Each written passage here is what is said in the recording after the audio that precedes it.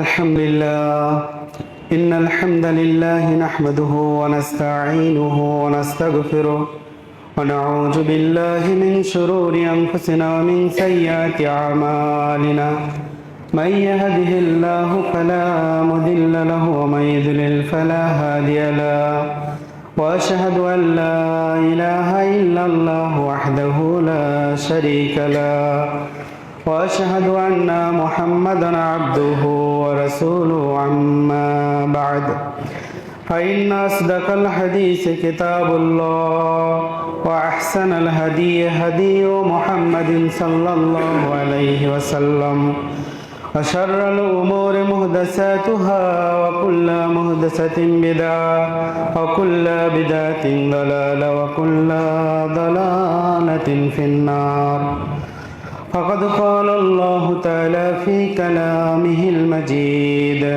وفي الفرقانه الحميد يا أيها الذين آمنوا اتقوا الله حق تقاته ولا تموتن إلا وأنتم مسلمون يا أيها الناس اعبدوا ربكم الذي خلقكم من نفس واحدة وخلق منها زوجها وبث منهما رجالا كثيرا ونساء واتقوا الله الذي تساءلون به والأرحام إن الله كان عليكم رقيبا يا أيها الذين آمنوا اتقوا الله وقولوا قولا سديدا يصلح لكم أعمالكم ويغفر لكم ذنوبكم ومن يطع الله ورسوله فقد فاز فوزا عظيما قال الله تعالى في كلامه المجيد وفي الفرقان الحميد اعلموا أنما الحياة الدنيا لعب ولهو وزينة وتفاخر بينكم وتكاثر في الأموال والأولاد كمثل غيث أعجب الكفار نباته ثم يهيج فتراه مصفرا ثم يكون هطاما وفي الآخرة عذاب شديد ومغفرة من الله ورضوان যাবতীয় হামদ সানা আল্লাহ সুবহানাহু ওয়া তাআলার জন্য। আলহামদুলিল্লাহ। দরুদ সালাত ও তাসলিম বর্ষিত হোক আহমদে মুস্তাফা মুহাম্মদে মুস্তাফা হযরত মুহাম্মদ সাল্লাল্লাহু আলাইহি ওয়াসাল্লামের প্রতি। আল্লাহুম্মা সাল্লি আলাইহি আল্লাহুম্মা বারিক আলাইহি। সম্মানিত উপস্থিতি, সূরা হাদীদ কোরআনুল কারীমের 57 নম্বর সূরা, উক্ত সূরার 20 নম্বর আয়াতুল কারিমা উপস্থাপন করেছে ইনশাআল্লাহ আজিজ। দার্সে কোরআনের এ অংশে আপনাদের সম্মুখে আয়াতের সংক্ষিপ্ত তাফসীর উপস্থাপন করার প্রয়াস পাব। আমা তৌফিক ইল্লা বিল্লাহ আলাইহি তাওয়াক্কালতু ওয়া ইলাইহি উনীব আলাইহি তাওয়াক্কালতু ওয়া ইলাইহি মাতাব। দার্সে কোরআনের জন্য আমরা একটা শিরোনাম সিলেক্ট করতে পারি। শিরোনামটি দেওয়া হবে একটু দীর্ঘ, তবে আয়াতুল কারিমা থেকে গৃহীত। পার্থিব জীবনের উপমা, একটি দৃষ্টান্ত এবং আল্লাহ সুবহানাহু ওয়া তাআলার হৃদয় ছুঁয়ে যাওয়া আহ্বান। শিরোনামের ভিতর 3টা অংশ আমরা দেখেছি। প্রথমত পার্থিব জীবনের বাস্তবতা, আসলে দুনিয়ার জীবনটা কি। 2, আল্লাহ তাআলা এটাকে উদাহরণের সাথে বর্ণনা করেছেন, সে উদাহরণটা কি। 3, পার্থিব জীবনের বাস্তবতা যেহেতু উদাহরণের সাথে জানতে পারলাম, এখন আমাদের করণীয় কি। করণীয় আল্লাহ সুবহানাহু ওয়া তাআলা হৃদয়গ্রাহী ভাষায় যে আহ্বান করেছেন তার সেই আহ্বানে সাড়া দেওয়া। আল্লাহ তাআলা আমাদেরকে তার আহ্বানে সাড়া দেওয়া তৌফিক দান করুন, আল্লাহুম্মা আমিন। প্রারম্ভে আমরা আয়াতুল কারিমার সরাসরি অনুবাদটা জেনে নিই। আল্লাহ তাআলা আদেশ করছেন, এই লামু, তোমরা জেনে রাখো, আন্নামাল হায়াতুদ দুনিয়া লাইবু ওয়া লাহউন, এই পার্থিব জীবনটা ক্রীড়া কৌতুক ছাড়া আর কিছু নয়। ওয়া জিনাতুন, আর পার্থিব জীবন হলো সাজসজ্জা তথা বিলাস বসন গ্রহণ করা ব্যতীত কিছু নয়। আতাফাকুরুম বাইনাকুম তাকাসুরুন ফিল আমওয়ালি ওয়াল আওলাদ, আর দুনিয়াবী জীবনটা হলো পারস্পরিক শিলাঘা প্রদর্শন, গর্ব অহমিকা প্রকাশ করা ব্যতীত কিছু নয়। তাকাসুরুন ফিল আমওয়ালি ওয়াল আওলাদ, এবং এটা হলো ধন সম্পদ ও সন্তান সন্ততিতে প্রাচুর্য লাভের প্রতিযোগিতা মাত্র। এই চারটি কথা বলার পরে আল্লাহ তাআলা বলছেন, কামাসালি গয়স, এর সুন্দর একটা উপমা রয়েছে। উপমাটাকে আসমান থেকে বর্ষিত পরিমিত বৃষ্টি। গয়স বলতে এমন বৃষ্টিপাত বোঝায় যেটা পারফেক্ট রেইন, হালকা ড্রিজলিং তথা গুড়ি গুড়ি বৃষ্টি নয়, বা মুষলধারে বৃষ্টি নয় যে প্লাবিত হয়ে ফসল নষ্ট করে দেয়, বরং পরিমিত বৃষ্টি, যে বৃষ্টিতে ফসল উদ্বেলিত হয়। অতঃপর নাবাতাহু, ভূমিতে যে ফসল উৎপন্ন হয় তার কারণে কৃষক চমৎকৃত হয়, কৃষক খুবই আনন্দিত হয়। সুম্মা ইয়াহিজু ফাতারাহু মুসফাররান, কিন্তু একটা সময় তুমি এটাকে দেখতে পাও, সে হলুদ বর্ণ ধারণ করে, সে ধারণ করে তামাটে রং, পিট বর্ণ। সুম্মা ইয়াকুনু হুতামা, অতঃপর সেই ফসল খড়কুটায় পরিণত হয়ে যায়। মানুষের জীবনটাও এমন, তার শৈশব কৈশোর পেরিয়ে যৌবন কালের পর পৌরত্ব, তারপর বার্ধক্য। সে তার জীবনে যত দামি ব্যক্তিই হোক না কেন, এক সময় লাশ তার চূড়ান্ত পরিণতি। যেমন একটা ফসলের চূড়ান্ত পরিণতি হলো হুতামা তথা খড়কুটা। এবার আল্লাহ তাআলা বলছেন, আমি যে উদাহরণটা দিলাম, এই উদাহরণের পরে তোমাদের এটাও জেনে রাখা উচিত, আফিল আখিরাতে আযাবুন শাদীদ, আখিরাতের জীবনে রয়েছে মর্মান্তিক আযাব। মাগফিরাতুম মিনাল্লাহ ওয়া রিদওয়ান, এবং আল্লাহ তাআলার ক্ষমা আর সন্তুষ্টি। তাহলে তোমরা ভেবে দেখো, দুনিয়ার জীবন তো এই লাশ পর্যন্ত, তারপরে তো দুটো ভাগে বিভক্ত হয়ে গেছে। একদিকে রয়েছে আল্লাহ তাআলার ক্ষমা আর সন্তুষ্টি তথা জান্নাত, আর একদিকে রয়েছে আল্লাহ তাআলার আযাব তথা জাহান্নাম তথা আল্লাহ তাআলার অসন্তুষ্টি। এখন দুনিয়াবী জীবন তোমরা কিভাবে পরিচালনা করবে? অমাল হায়াতুদ দুনিয়া ইল্লা মাতাউল গুরুর, আর এই পার্থিব জীবন প্রতারণার সামগ্রী ব্যতীত কিছুই নয়। সূরা হাদীদ 57 নম্বর সূরার 20 নম্বর আয়াত, আয়াতটা একটু বড়। এই আয়াতের পরেই 21 নম্বর আয়াতের শুরুতে আল্লাহ তাআলা হৃদয়গ্রাহী ভাষা এবার আহ্বান করছেন, সাবিকু ইলা মাগফিরাতিন মির রাব্বিকুম, তোমরা দৌড়ে চলে আসো আল্লাহ তাআলার ক্ষমার দিকে এবং জান্নাত লাভের প্রয়াসে, যাহা প্রশস্ততায় আকাশ এবং জমিন পরিব্যাপ্ত। একই আহ্বান আল্লাহ তাআলা একটু ভিন্ন শব্দে সূরা আলে ইমরান 3 নম্বর সূরার 134 নম্বর আয়াতে বলেছেন, সারিউ ইলা মাগফিরাতিন মির রাব্বিকুম, সাবিকু ইলা মাগফিরাতিন মির রাব্বিকুম, অতএব তোমরা দ্রুত ধাবমান হও, পার্থিব জীবনের এই বাস্তবতা বুঝে, উদাহরণের সাথে জেনে এই দুনিয়ার মায়ায় পড়ে থেকো না, বরং আল্লাহ তাআলার সন্তুষ্টি ক্ষমা যেখানে রয়েছে সেই দিকে তোমরা হেঁটে নয় দৌড়ে চলে আসো, একটু দেরি করো না। আসলে যারা দুনিয়াবী জীবনটা প্রকৃতপক্ষে বুঝেছে, এর বাস্তবতা হৃদয়ঙ্গম করতে পেরেছে, তারা এর অসারতা জানতে পেরেছে, আর পরকাল তাদেরকে হাতছানি দিয়ে ডাকে। এর বিপরীতে যারা দুনিয়াবী জীবনের বাস্তবতা বুঝতে পারে না, আল্লাহ তাআলা উদাহরণ দিয়েছেন, উদাহরণটা হৃদয়ঙ্গম করতে পারে না, তারা এখানে জেকে বসার জন্য দুনিয়া অর্জন করে। আর মুমিন ব্যক্তি দুনিয়া অর্জন করে আখিরাত পাওয়ার জন্য। পার্থক্য এখানেই। আল্লাহ নবী সাল্লাল্লাহু আলাইহি ওয়াসাল্লাম একটা হাদিস বলেছেন, যে হাদিসটি সহিহ মুসলিমে বর্ণিত হয়েছে 2956 নম্বরে।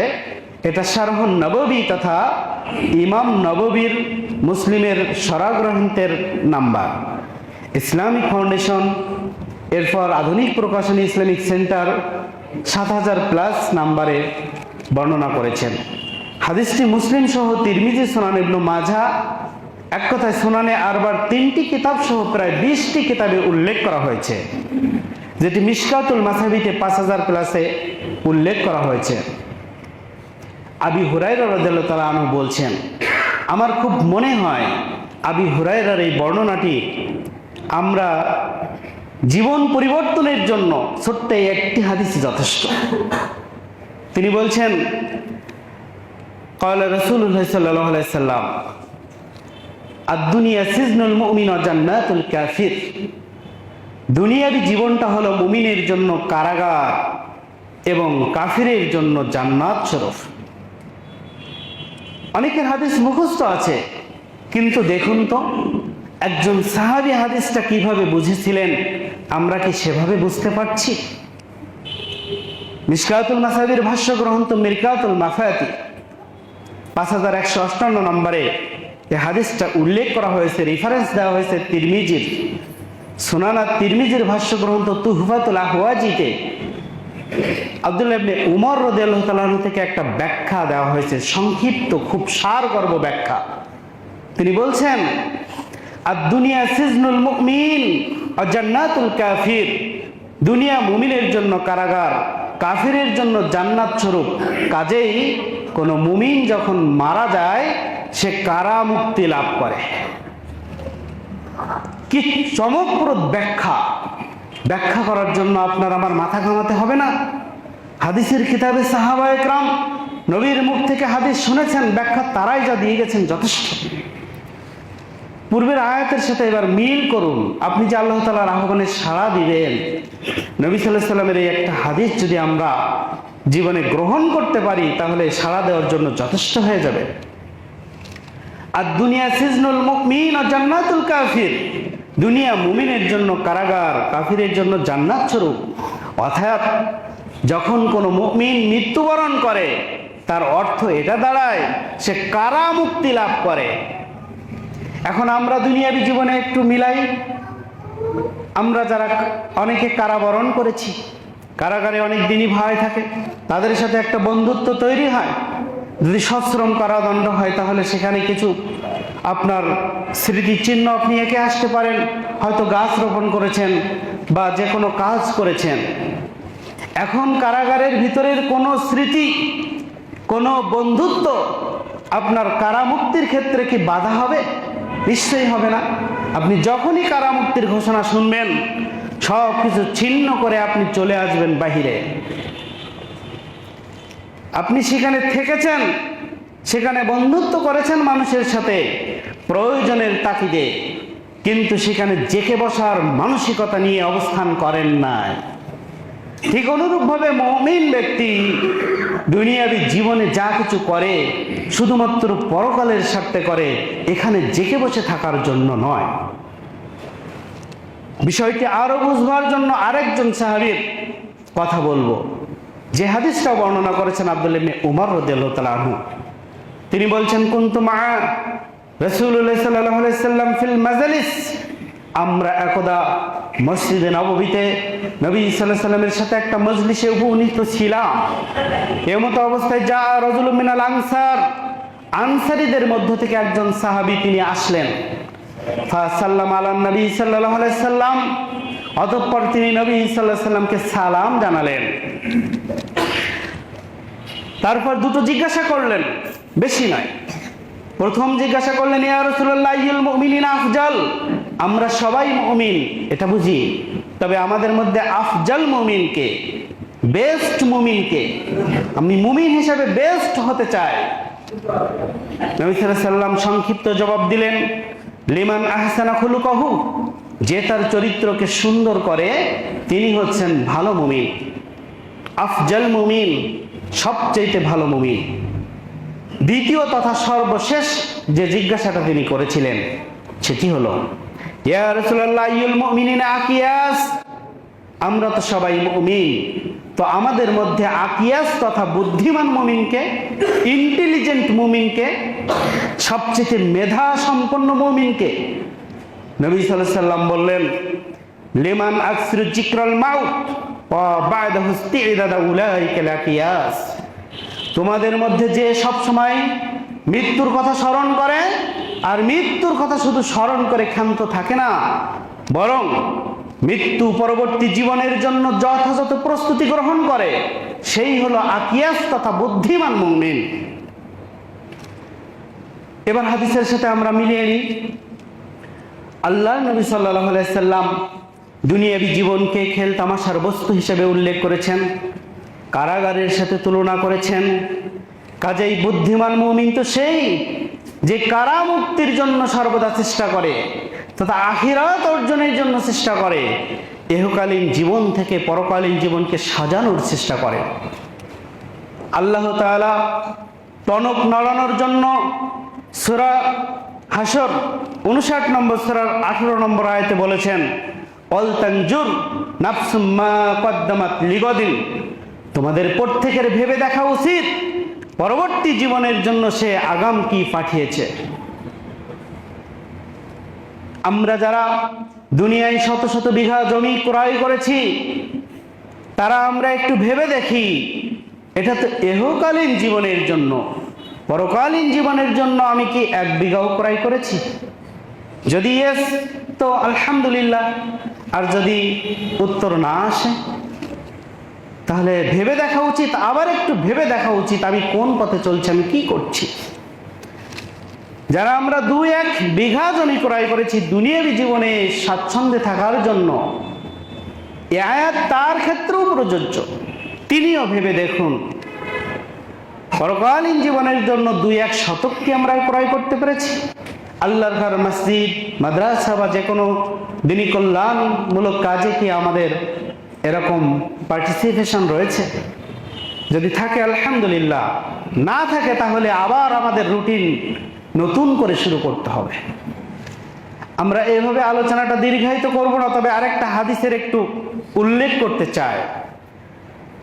সাহাল ইবনে সাদ আস-সাঈদী রাদিয়াল্লাহু তাআলা আনহু তিনি বলছেন, আল্লাহর নবী সাল্লাল্লাহু আলাইহি সাল্লামের সাথে এরকম বসা আছেন, এমতো অবস্থায় দেহিয়াতুল কালবি একজন সুদর্শন যুবক সাহাবী, তার সুরতে জিব্রাইল আলাইহিস সালাম তিনি সেই মজলিসে উপস্থিত হলেন। প্রায় তার চেহারায় তিনি আগমন করতেন।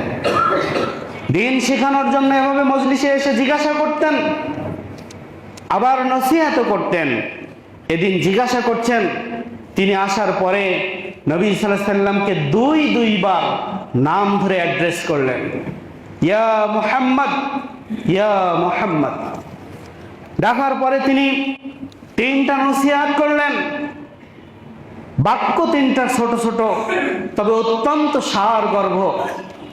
প্রথম নসিহত, ইসমাশি ইতাফাইন্নাকা মাইয়িত, তুমি যতদিন খুশি জীবন যাপন করো, তবে জেনে রেখো তোমার এই জীবনের একটা পরিসমাপ্তি আছে, অর্থাৎ তুমি মৃত্যুবরণ করবে।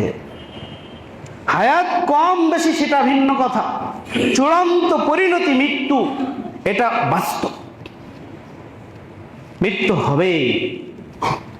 2 নম্বর বললেন, ওয়ামাল মা শি'তা ফাইন্নাকা মাজজুম বিহি, তুমি যা খুশি আমল করো, তবে জেনে রাখো তোমার আমলের বদলা তোমাকে ভোগ করতে হবে। এখন কি আমল করবে এটা তোমার ব্যাপার। 3 নম্বর বললেন, ওয়াহাবিব মান আহবাবতা ফাইন্নাকা মাফারিকু, যার সাথে খুশি বন্ধুত্ব স্থাপন করো, তবে জেনে রাখো ফারাক তথা বিচ্ছিন্ন হবেই, মারা গেলে তো বিচ্ছিন্ন হবেই। তাহলে দুনিয়াবী বন্ধুত্ব টিকবে না, তাকওয়ার ভিত্তির উপরে যে বন্ধুত্ব স্থাপিত হবে সেই বন্ধুত্বই একমাত্র টিকবে। অতএব আমাদের আত্মীয় স্বজন, বন্ধু বান্ধব, সন্তান সন্ততি কেহই যেন আমাদেরকে আল্লাহ তাআলার স্মরণ থেকে গাফেল না রাখে। সাদাকা করতে বাধা না দেয়, সালাত আদায় করতে বাধা না দেয়, দিনের কোনো কাজ, এক কথায় পরকাল অর্জনের পথে যেন তারা প্রতিবন্ধক না হয়। আল্লাহ তাআলা সূরা তাগাবুন 64 নম্বর সূরার 14 নম্বর আয়াতে বলছেন, তোমার পরিবারের ভিতরে শয়তানের ওয়াসওয়াসা রয়েছে। তোমার স্ত্রী, তোমার সন্তান সন্ততি, এদের মধ্য দিয়ে শয়তান তোমাদেরকে ওয়াসওয়াসা দিবে। অতএব তাফু ওয়া তাসফাহু, তাদের তুমি ক্ষমা করো, তাদের উপেক্ষা করো। এক কথায় সৌজন্যের সাথে কিভাবে ব্যালেন্স করতে হয় এই শিক্ষা তুমি গ্রহণ করো। তাদের ব্যাপারটাও ঠিক রাখো, পরকাল অর্জনের পথটাও পরিষ্কার রাখো। অতঃপর ওই জিবরাইল আলাইহিস সালাম আল্লাহ নবী সাল্লাল্লাহু আলাইহি সাল্লামকে ওই বৈঠকে আর একবার ডাক দিলেন, তার মনোযোগ আকর্ষণ করার জন্য, ইয়া মুহাম্মদ, হে মুহাম্মদ। তারপরে তিনি সংক্ষিপ্ত দুটো বাক্যে নসিহত করলেন, যাতে করে পরকাল অর্জনের পথে সেটা কার্যকরী ভূমিকা পালন করতে পারে। প্রথম নম্বরে বললেন, শারাফুল মুমিন কিয়ামুল লাইল, হে মুহাম্মদ, তুমি জেনে রাখো মুমিনের মর্যাদা, শরফ তথা সম্মান নিহিত রয়েছে রাত্রি জাগরণ করার মধ্যে। ওয়াইজ্জুহু লা ইস্তিগনাহু আনিন নাস, এবং তার ইজ্জত তথা পরাক্রম নিহিত রয়েছে অন্যের মুখাপেক্ষী না হওয়ার মধ্যে। মানুষ যদি দুনিয়া অর্জন করার প্রয়াসে না থাকে, তাহলে সে অন্যের মুখাপেক্ষী হবে না। বস্তুত আল্লাহ তাআলা মানুষকে যা দিয়েছেন তা নিয়ে সে পরিতৃপ্ত থাকলে অন্যের মুখাপেক্ষী হওয়া লাগে না। এটা একটি আলাদা আলোচনার বিষয়। আমরা বলছিলাম সূরা হাদীদের আলোকে যে আয়াতুল কারিমায় আল্লাহ তাআলা পার্থিব জীবনের বাস্তবতা তুলে ধরেছেন, অতঃপর সেটা উদাহরণের সাথে বর্ণনা করেছেন, অতঃপর অন্তর ছুঁয়ে যায় এমন ভাষায় তিনি মানুষদেরকে আহ্বান করেছেন। আমরা সেখানে ফিরে যাই। পার্থিব জীবনের বাস্তবতায় 4টি কথা তুলে ধরা হয়েছে। ইলামু, জেনে রেখো, পার্থিব জীবনটা হলো লাইবু ওয়া লাহউন, খেলাধুলা তথা ক্রীড়া কৌতুক বিনোদন, ওয়াজিনাতুন, আর সাজসজ্জা তথা বিলাস বসন গ্রহণ, আতাফাখুরুম বাইনাকুম, এবং পরস্পর গর্ব অহমিকা প্রকাশ করা, পারস্পরিক শ্লাঘা প্রদর্শন, আতাকাসুরুন আমওয়ালি ওয়াল আওলাদ, এবং সন্তান সন্ততি ও সম্পদে প্রাচুর্য লাভের প্রতিযোগিতা মাত্র। এই 4টি জিনিস কোরআনের বাক্য শৈলী, বাচন ভঙ্গি, শব্দ চয়ন, প্রত্যেক গবেষক মাত্রই এগুলো নিয়ে গবেষণা করলে বিস্মিত হবেন, অভিভূত হবেন। এখানে যে ধাপে ধাপে 4টি কথা বলা হয়েছে, আমার আপনার জীবনের বয়সের সাথে এই 4টি ধাপের ক্রমধারার হুবহু মিল রয়েছে। ব্যক্তি বিশেষ কিছুটা ব্যতিক্রম হবে, সেটা স্বাভাবিক। দেখেন, শুরুতে বলা হয়েছে লাইব ওয়াল লাহউন, খেলাধুলা। এই খেলাধুলা পছন্দ করে শিশু বাচ্চারা। তারপর বলা হয়েছে ওয়াজিনাতুন, সাজসজ্জা গ্রহণ করা। কৈশোরকালীন বয়সে মানুষ সাজুগুজু ভাব দেয়, কোন শার্টটা পরলে ভালো দেখাবে, কোন কাটিংয়ে চুল কাটলে আমাকে ভালো লাগবে, বারবার আয়নার সামনে যে দাঁড়াতে ইচ্ছা হয়। এটা একটা বয়স। এরপর যৌবনকালের বয়স, আতাফাখুরুম বাইনাকুম, আর পরস্পরের সাথে অহংকার প্রকাশ করা, গর্ব প্রকাশ করা। দুনিয়াতে আমি এত যশ খ্যাতি অর্জন করতে পারলাম, তার থেকে আমি এত উপরে, এভাবে করে আরেকজন থেকে কিভাবে আমি টপকে সামনে যাব, এটা চিন্তা করে মাথায়। এরপর যখন 40+ বয়সী মানুষ উপনীত হয়, তখন আগের সেই খেলাধুলা, সাজসজ্জা পরস্পরের সাথে গর্ব অহমিকা প্রকাশ, এগুলো তখন ছিটকে চলে যায়। মাথার ভিতরে তখন জেঁকে বসে অর্থ সম্পদ এবং সন্তান সন্ততিতে প্রাচুর্য লাভের প্রতিযোগিতা। আল্লাহ তাআলার ভাষায় বলি, অতাকাসুরুন ফিল আমওয়ালি ওয়াল আওলাদ, আমওয়াল এবং আওলাদে তাকাসুর কিভাবে হবে এটাই তার সর্বদা চিন্তা। আর এই চিন্তাটা যাদের বয়সের সাথে 60 পর্যন্ত থাকে অন্তত মানানসই, কিন্তু 60+ কোনো ব্যক্তির জন্য কোনো ধরনের দুনিয়াবি চিন্তা আর মানানসই নয়। জি, বয়স উল্লেখ করে কথা বলছি, অবাক হওয়ার কিছু নেই। বুখারীর হাদিস 4619, আল্লাহ নবী সাল্লাল্লাহু আলাইহি ওয়াসাল্লাম হাদিস বর্ণনা করেছেন, পরপর 3টা হাদিস 19, 20 এবং 21।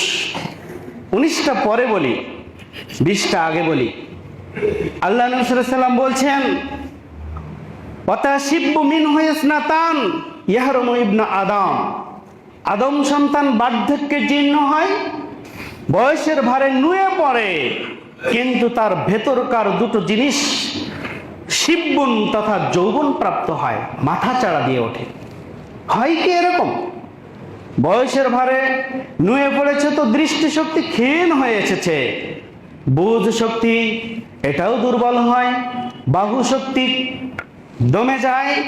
তাহলে নবী সাল্লাল্লাহু আলাইহি ওয়াসাল্লাম কিয়ম জিনিসের কথা বললেন, যে জিনিস দয় আরো শিববন তথা যৌবন প্রাপ্ত হয়? প্রথম বললেন হিরসু আলাল মাল ওয়াল হিরসু আলাল উমর, অধিক সম্পদ প্রাপ্তির প্রত্যাশা এবং দীর্ঘদিন বেঁচে থাকার আশা। নবী সাল্লাল্লাহু আলাইহি ওয়াসাল্লাম বলছেন, আর আল্লাহর নবী সাল্লাল্লাহু আলাইহি ওয়াসাল্লাম বলছেন, যে ব্যক্তি 60 বছর বয়সে উপনীত হবে, আল্লাহ তাআলার কাছে তার ওজর আপত্তি পেশ করার আর কোনো সুযোগ থাকবে না। আল্লাহ তাআলা বিষয়টি কোরআনে উল্লেখ করেছেন, সূরা ফাতির 35 নম্বর সূরার 37 নম্বর আয়াত, যেখানে বয়সটা উল্লেখ করা হয়নি, বয়সটা উল্লেখ করে দেওয়া হয়েছে বুখারীর হাদিসে। আল্লাহ তাআলা সেখানে বলছেন, আমি কি তোমাকে এত দীর্ঘ জীবন দান করিনি, যখন তুমি সংশোধন হতে চাইলে সংশোধন হতে পারতে? অতএব 60+ প্রতিটা মানুষকে ভাবতে হবে, ইহকালীন জীবন অনেক দেখেছি, দুনিয়াবী জীবন অনেক দেখেছি, আর নয়। এবার পরকালের পানে আমাকে দৌড়ে চলে যেতে হবে, মন্থর গতিতে হাঁটলে হবে না, দ্রুত বেগে ধাবমান হতে হবে আল্লাহ তাআলার ওই আহ্বানে। জীবনের বেলাভূমিতে দাঁড়িয়ে স্মৃতি চারণ করলে পিছনে ফেলে আসা 4টি জিনিস আমার স্মৃতিপটে ভেসে ওঠে। সেই শৈশবের স্মৃতি চারণ করলে দেখা যায় খেলাধুলা, যেটা আসলেই খেলাধুলা ছিল, সামান্য খেলনার জন্য আমি পাগল করা হয়েছি।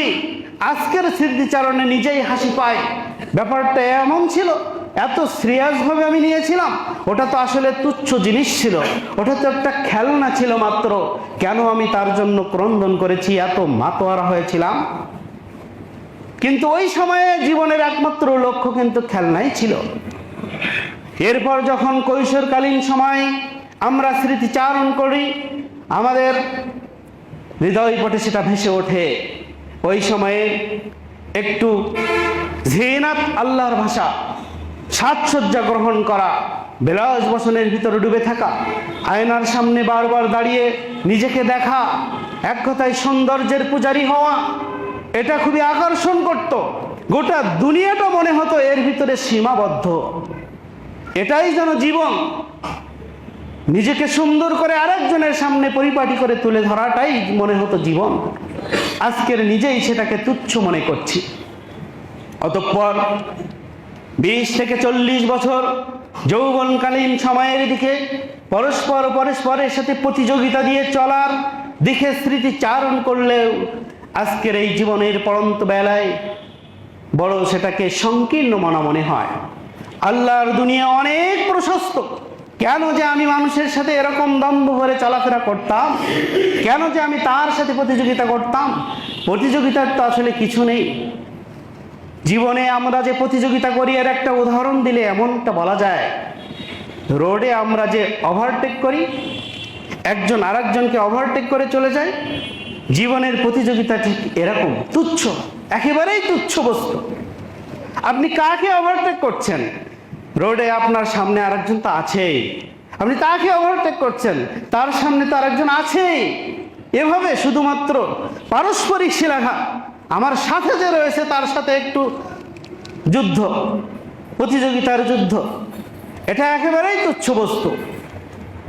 এই তুচ্ছ বস্তু তখনই ধরা পড়ে যখন আমরা পৌরত্বের সময়ে পৌঁছে যাই। পৌরত্বকালীন সময় তথা 40 থেকে 60 বছর বয়স, এই বয়সে কিন্তু নিজেকে বেশ অভিজ্ঞ মনে হয়। কি অভিজ্ঞ মনে হয়? যে আল্লাহর দুনিয়া অনেক প্রশস্ত, কিন্তু একটা অভিজ্ঞতা হয় না। কোন সে অভিজ্ঞতা? জীবনের 3টা স্তর পাড়ি দিয়েছি, এখন দাঁড়িয়ে রয়েছে, এটাও একটা স্তর মাত্র, এটা তো স্থায়ী আবাসন নয়, এটাও তো ছেড়ে চলে যেতে হবে। এই অভিজ্ঞতা কিন্তু হয় না। তখন আমাদের ভিতরে মাথা চাড়া দেয় অর্থ সম্পদ এবং ধন সম্পদে প্রাচুর্য লাভের প্রতিযোগিতা। আল্লাহ তাআলা যেটা বলছেন এভাবে, ওয়াতাকাসুরুন ফিল আমওয়ালি ওয়াল আওলাদ, ধন সম্পদ এবং সন্তান সন্ততিতে প্রাচুর্য লাভের প্রতিযোগিতা। তবে হ্যাঁ, বয়সের সাথে একটা মানানসই সময় রয়েছে, এই লিমিট ক্রস করা আদৌ উচিত নয়। কারণ আল্লাহ নবী সাল্লাল্লাহু আলাইহি ওয়াসাল্লাম বলছেন, প্রত্যেক সেই ব্যক্তি যিনি 60 বছর বয়সে উপনীত হয়েছেন, তাকে আল্লাহ তাআলা কিয়ামতের মাঠে কোনো ওজর আপত্তি পেশ করার সুযোগ দিবেন না। হাত্তা বাল্লাগা সিদ্দিনা সানা, যিনি পৌঁছে গেছেন 60 বছর বয়সে, আল্লাহ তাআলা তার পক্ষ থেকে আর কোনো ওজর শুনবেন না। অর্থাৎ তার কাঁটার মতো সোজা হয়ে চলতে হবে। এই বয়সটাই এত দামি। আল্লাহ নবী সাল্লাল্লাহু আলাইহি ওয়াসাল্লাম বলছেন, একজন সৎ, যিনি পরহেজগার, দিনদার মুরব্বী, অর্থাৎ তার চুল দাড়িতে শুভ্র রং ধারণ করেছে। কোন ব্যক্তি যখন একজন সৎ দিনদার মুরব্বীকে সম্মান করলো, সে আল্লাহকে সম্মান করলো। যে মুরব্বীকে অসম্মান করলো, সে আল্লাহকে অসম্মান করলো। আরেকটা হাদিস তো আমরা প্রায়ই জানি, নবী সাল্লাল্লাহু আলাইহি ওয়াসাল্লাম বলছেন, যে ছোটদের স্নেহ করে না, বড়দের শ্রদ্ধা করে না, সে আমার উম্মত নয়। আর এখানে বলছেন ওই বয়সের মর্যাদার কথা। মর্যাদাটা সব ক্ষেত্রেই, সালাতের ইমামতির ক্ষেত্রে দুজনই সমান। বলা হয়েছে যিনি বয়সে বড় তিনি ইমামতি করবেন। এমনিভাবে সব জায়গায় সিনিয়র ব্যক্তির একটা গুরুত্ব রয়েছে। কাজেই 60 বছর প্লাস ব্যক্তিদের গুরুত্ব ইসলামে অন্যভাবে দেওয়া হয়েছে। ঠিক তার বিপরীতে বলা হয়েছে পাপের ক্ষেত্রে। আমরা জানি একটা হাদিস, আল্লাহ নবী সাল্লাল্লাহু আলাইহি ওয়াসাল্লাম বলছেন, কিয়ামতের মাঠে আল্লাহ তাআলা 3 শ্রেণীর বান্দার দিকে তাকাবেন না। লা ইয়ানজুরু ইলাইহিম ওয়া লা ইউজাক্কিহিম ওয়া লাহুম আযাবুন আজিম, আযাবুন আলীম, লা ইউকাল্লিমুহুমুল্লাহ। 4টা কথা বলবেন না, পাপ থেকে পবিত্র করবেন না, তাদের জন্য থাকবে যন্ত্রণাদায়ক শাস্তি, তাদেরকে আল্লাহ তাআলা ক্ষমা করবেন না। কারা তারা? 3 শ্রেণীর ভিতরে 1 শ্রেণীর হলো শাইখুন জানিন, বৃদ্ধ জেনাকার। জেনা একটা পাপ, এটা সময় সাপেক্ষে ভিন্ন রূপ ধারণ করে। যেমন বৈবাহিক জীবনের আগে পরের শাস্তি দুরকম, ঠিক এভাবে যারা 60 প্লাস বয়সের সাথে এরকম পাপে জড়ায়, তাদের বিষয়টিকে আল্লাহ তাআলা আরো সিরিয়াস ভাবে নেন। তাহলে এটা একটা বয়স, এই বয়সে নেকি করলে যেমন তার দাম বেশি, এই বয়সে পাপ করলেও সেটা বেশি সিরিয়াস ভাবে আল্লাহ তাআলা নেন। এক কথায়, দুনিয়াবী জীবনে আমরা যে কেউ যে কোনো সময় চলে যেতে পারি, কিন্তু 60 প্লাস বয়সে উঠে আমাদেরকে জীবনের সফরসূচি, জীবনের সিলেবাস সবকিছু চেঞ্জ করে নিতে হবে, নতুন করে সিলেবাস সাজাতে হবে। বাস্তবতা দেখেন, আল্লাহ নবী সাল্লাল্লাহু আলাইহি ওয়াসাল্লাম কতদিন বেঁচে ছিলেন? 63 বছর। 60+ বয়সে তার জীবনের জীবনের রুটিন, আমল করার রুটিন পাল্টে নিয়েছেন। তিনি 60+ বয়সে এত দীর্ঘ সময় ধরে সালাত আদায় করেছেন। আয়েশা রাদিয়াল্লাহু তাআলা আনহা বলতে বাধ্য হয়েছেন, হে আল্লাহর রাসূল, আপনি এত সময় ধরে সালাত আদায় করেন কেন? আপনার পা ফুলে যাচ্ছে, অথচ আল্লাহ তাআলা কদ গফারতু লাক, ক্ষমা তো করে দিয়েছেন পূর্ব পর যাবতীয় ত্রুটি। আল্লাহ নবী সাল্লাল্লাহু আলাইহি ওয়াসাল্লাম বলছেন, আফালা আনাকুনা আবদান শাকুরা, আমি কি আল্লাহ তাআলার শুকরগুজার বান্দা হব না? পাপ থাকলেই শুধু ক্ষমা নিতে হবে? পাপ নাই কিন্তু আল্লাহ তাআলার ইবাদত করে তার শুকরগুজার বান্দা হওয়া তো উচিত। তিনি সালাতে রুকুর দোয়া পাল্টে নিয়েছেন। 60+ বয়সে তিনি আগের যে দোয়া পড়তেন এখন আর পড়েন না। এমনি ভাবে তিনি যে কোনো আমলকে